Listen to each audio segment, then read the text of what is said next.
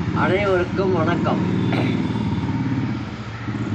பாட்டாளி மக்கள் கட்சியின் 36ஆம் ஆண்டு தொடக்க விழாவை முன்னிட்டு ஐயா ராமதாஸ் அவர்களை பாராட்டி கவிதை ஒன்று படிக்கிறேன், கேளுங்கள்.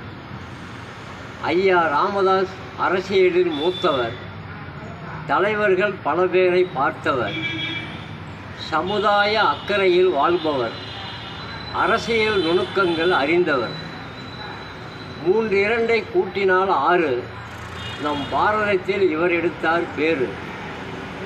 கட்சியின் வயதோ 36, இவரை போல் உழைத்தவர்கள் யாரு?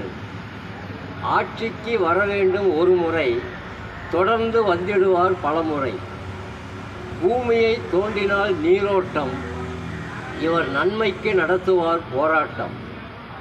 மத்தியிலே ஆட்சி அமைத்தது பாஜக, துணையாக நின்றது பாமக.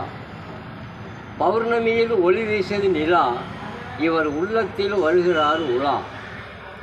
மார்கழியில் உண்டு பனி, இவர் அரசியல் திறமையே தனி. சுவையிலே சிறந்தது முக்கணி, இவர் சின்னம் முக்கணியில் முதல் கனி.